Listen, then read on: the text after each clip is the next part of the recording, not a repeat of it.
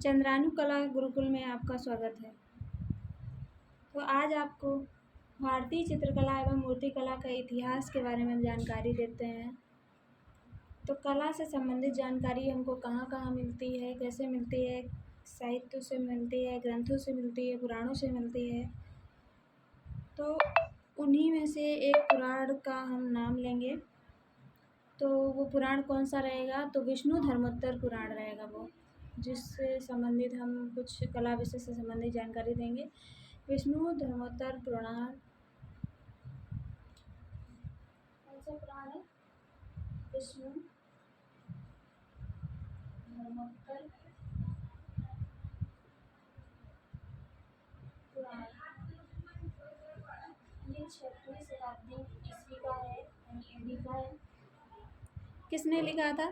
तो नारायण मुनि या मार्कंडेय मुनि ने लिखा था। तो मार्कंडेय मुनि,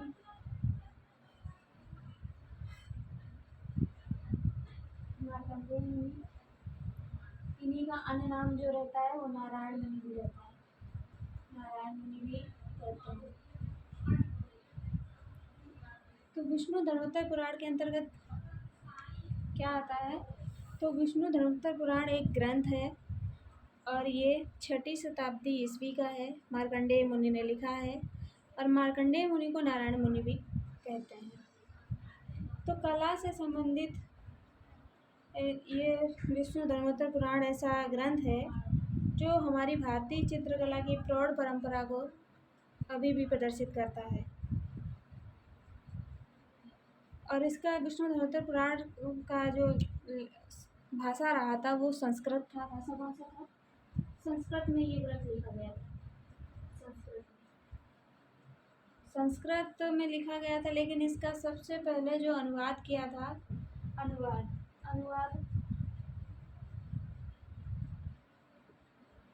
फर्स्ट अनुवाद जो किया था वो डॉक्टर स्टेला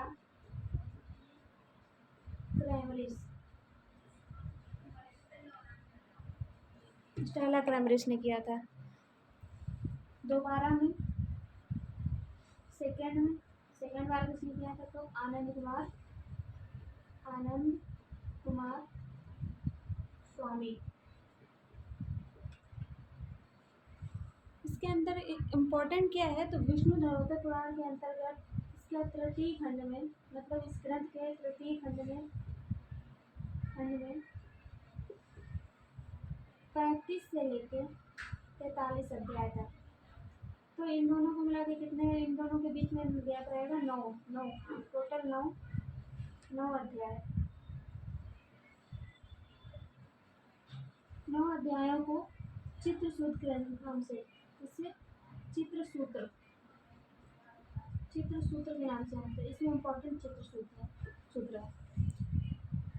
चित्रसूत्र क्या है? तो एक कला से संबंधित प्रकरण है।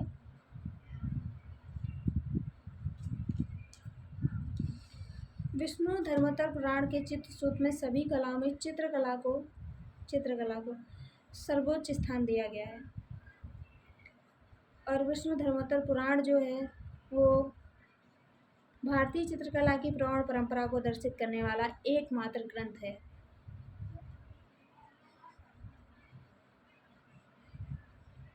कहा जाता है, एक कथा है कि नारायण मुनि ने लोगों के हित कामना में चित्रसूत्र की रचना की थी। एक कहानी है कि पूरा काल जो चल रहा था उसमें उर्वशी की सृष्टि करते हुए, मतलब उर्वशी का निर्माण करते हुए नारायण मुनि ने लोगों के हित और कामना हेतु चित्रसूत्र की रचना करी थी। तो चित्रसूत्र जो ये 9 अध्यायों को एक अध्याय के नाम से वर्णित करते हैं। तो पहला अध्याय का नाम रहेगा आयाम मान वर्णन। पहला अध्याय रहेगा आयाम मान वर्णन। दूसरा अध्याय रहेगा प्रमाण वर्णन। तीसरा अध्याय जो पहला आयाम मान वर्णन, दूसरा प्रमाण अध्ययन, तीसरा सामान्य मान वर्णन, सामान्य मान वर्णन। चौथा जो रहेगा वो प्रतिमा लक्षण। चौथा जो अध्याय रहेगा वो प्रतिमा लक्षण के नाम से जाना जाता है।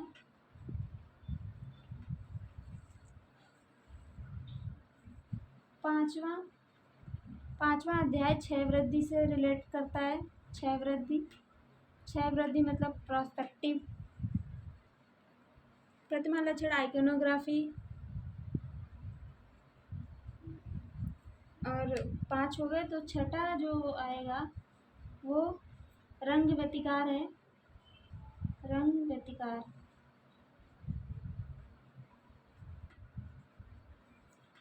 सातवां रंग व्यतिकार। रंग व्यतिकार छठा है। रंग व्यतिकार छठा अध्याय का नाम है। सातवां अध्याय का नाम जो रहेगा वर्तना रहेगा। वर्तना। तो वर्तना किसको बोलते हैं? वर्तना बोलते हैं हम छाया प्रकाश को। लाइट एंड शेड को वर्तना बोलते हैं। आठवां रूप निर्माण।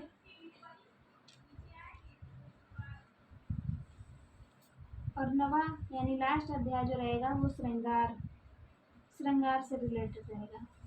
श्रृंगार भाव कथन। तो चित्र सूत्र के 9 अध्याय हैं। पहला आयाम मान वर्णन, दूसरा प्रमाण मान वर्णन, तीसरा सामान्य मान वर्णन, चौथा प्रतिमा लक्षण, पांचवा क्षय वृद्धि, छठा रंग व्यतिकार। रंग व्यतिकार मतलब रंगों का मिला के बहुत सारे रंगों को मिलाने के बाद जो रंग हमको प्राप्त होते हैं और वो प्रक्रिया को रंग व्यतिकार कहते हैं। सातवां जो अध्याय रहेगा वो वर्तना रहेगा। आठवां अध्याय रूप निर्माण रहेगा। नवा अध्याय श्रृंगार। तो इस ग्रंथ में और भी एक बात कही गई है कि जिस कृति में आत्मीयता है, वेदना बोले तो छंद है, अनिवर्चनीय रसमयता है, वही चित्र कहा जा सकता है। तो ये बात हो गई कि इसमें कितने अध्याय हैं। अध्यायों के साथ साथ इसमें 9 रसों की संख्या यहाँ पे 9 बताई गई है। तो रसों की संख्या देखते हैं।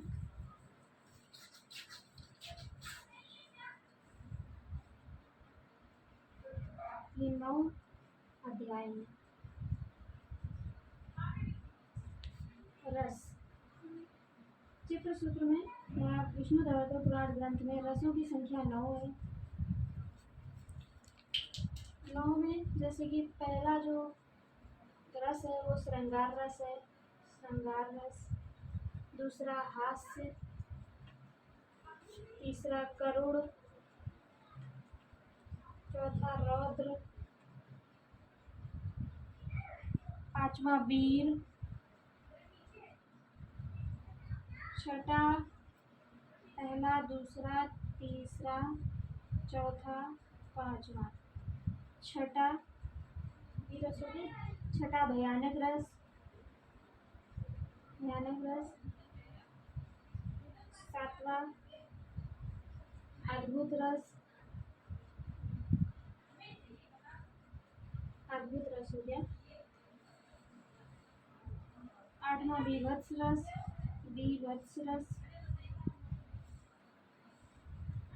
नवा शांत रस। ये सारे रस हो गए। रसों की संख्या 9 है तथा इसी प्रकार चित्र सूत्र में रसों की संख्या कितनी है? 9। अध्याय की संख्या कितनी है? 9। और वो अध्याय वो 35 से लेकर 43 तक है। और वो ग्रंथ कौन सा? विष्णु धर्मोत्तर पुराण। तो अभी चित्र के बारे में बात करते हैं।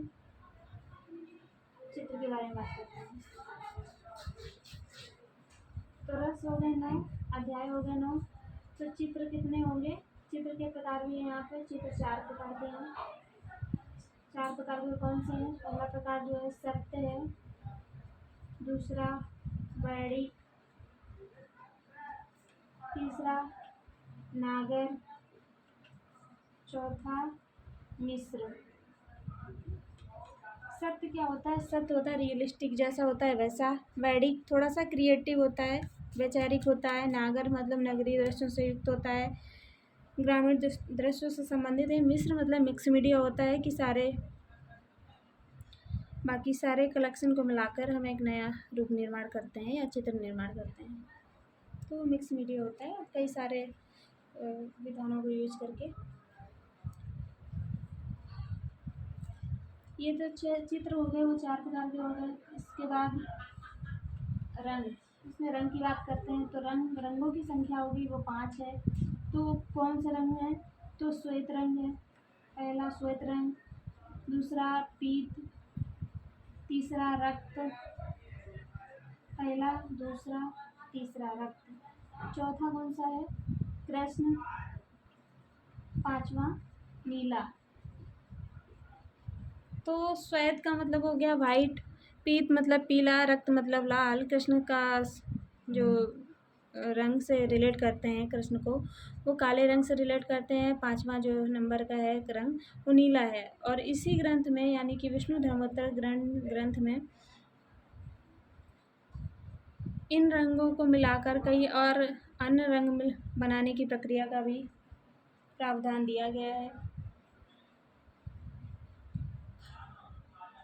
अभी चित्र हो गए।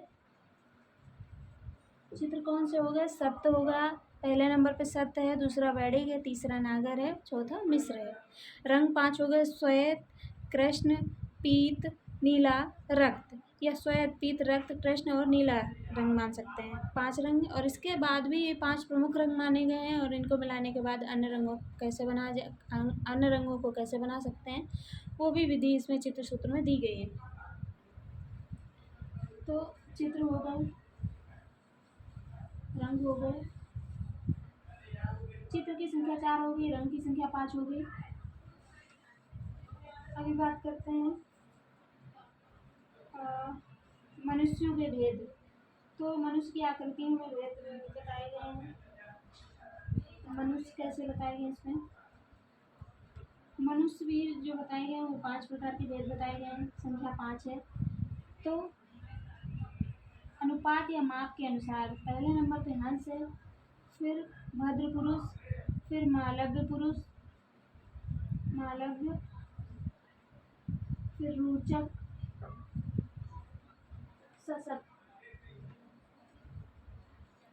हंस पुरुष जो होते हैं, हंस पुरुष वे 108 अंगुल के होते हैं। 106 अंगुल, 104 अंगुल, 100 अंगुल, 90 अंगुल। तो अंगुल क्या होता है? एक अंगुली की मोटाई अंगुल होता है। तो 12 अंगुल मिलते हैं तो एक ताल का निर्माण होता है। अभी आप बोलोगे कि ताल क्या होता है? तो एक सर का जो माप होता है यहाँ से लेके यहाँ तक,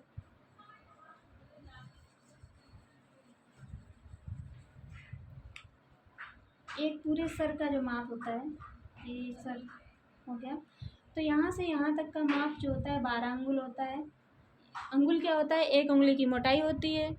और अगर यही एक उंगली की मोटाई को 12 बार गिनेंगे तो एक ताल का निर्माण होगा।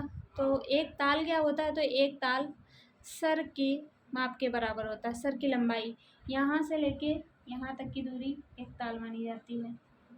यहाँ से लेके यहाँ तक। तो इस ग्रंथ में अन्य आकृतियाँ भी, ये हंस को भद्र, मालव, रोचक, सशक्त के अलावा भी अन्य आकृतियाँ हैं। अन्य आकृतियों में नर हैं तथा क्रूर हैं। और नर क्रूर हो गए, असुर हो गए, असुर, बाल हो गए, कुमार। तो इतनी अन्य आकृतियाँ भी यहाँ पे मिली हैं। तथा इसी ग्रंथ में स्त्रियों के बाल, नेत्र तथा भाव भंगिमा के बारे में अनेक प्रकार बताए गए हैं। तथा इस ग्रंथ में आकृति चित्रण प्रकृति चित्रण, व्यक्ति चित्रण तथा लघु चित्र और इन सभी में भेद के बारे में बताया गया है। तो विष्णु धर्मोत्तर पुराण में एक और पॉइंट रहता है। विष्णु धर्मोत्तर पुराण में ये जो आप पढ़ते हैं, इस पुराण में अंतराल क्या होता है? हम जिस पे लिख रहे हैं वो हमारा अंतराल है, जिस पे चित्र बनाते हैं, स्पेस होता है, धरातल होता है, उसको कला भाषा में अंतराल बोलते हैं। तो अंतराल को इसमें क्या कहा गया है? स्थान कहा गया है। ये इम्पोर्टेंट है। और चित्र सूत्र के अनुसार चित्रकला को सबसे उच्च स्थान दिया गया है। और सादृश्य जो सादृश्य एक तत्व है। सादृश्य मतलब बोलेंगे क्या कहते हैं,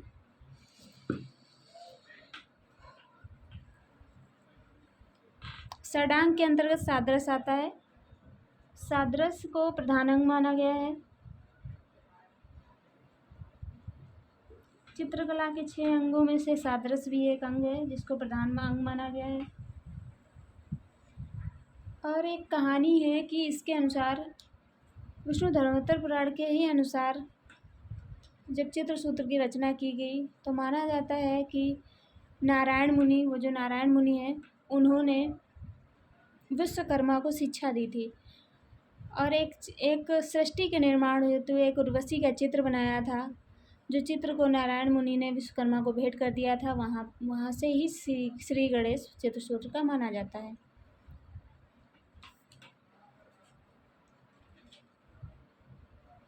एक श्लोक यहाँ पे दिया गया है।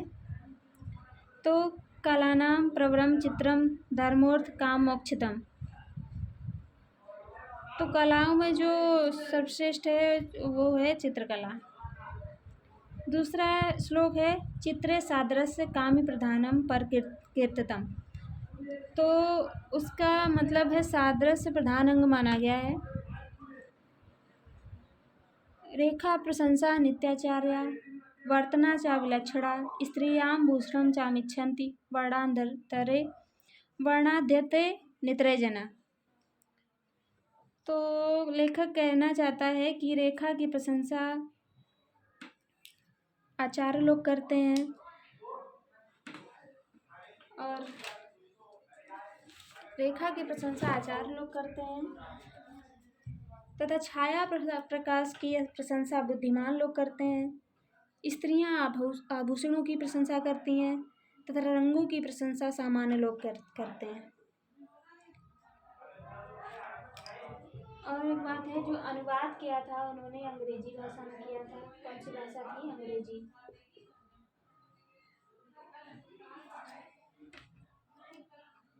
अंग्रेजी भाषा में की थी। बाकी